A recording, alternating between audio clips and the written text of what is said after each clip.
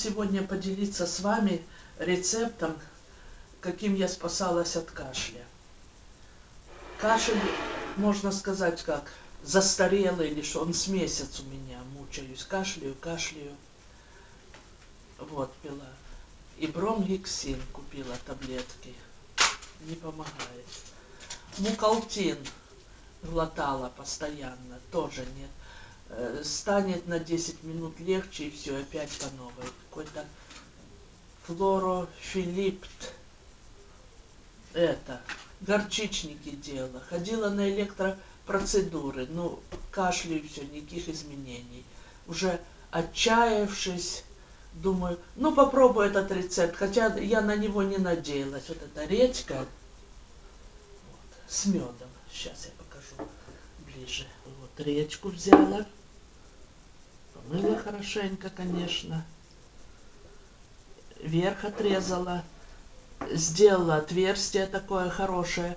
И положила полностью мед. Ну, за полдня, по-моему, наполнилась соком. Попила, как смогла. Ложечкой и так пила, чтобы не разлить. Легче стало. Постояла оно ночь, еще сока набралась. Еще я попила, легче, слушайте, сразу легче я почувствовала все это. Потом еще день прошел, я, как вам сказать, освежила это отверстие, еще больше сделала,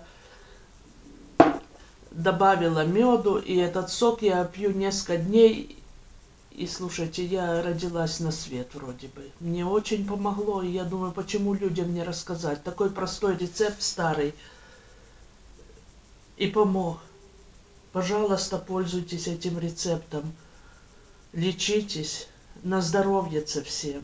Я уже и не показала, как я резала эту редьку, срезала, выдавливала эту серединку. Это понятно как.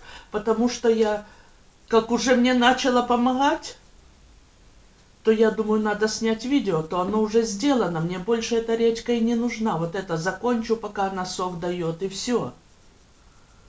Так что обыкновенная редька. В стаканчик поставила, водичку меняла, и все.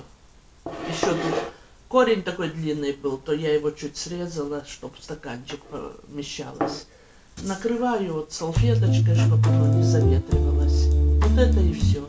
Помогает. Как вспомню, так и выпью, чтобы какая-то система была, то нет. Вспомнила, выпила этого сиропа.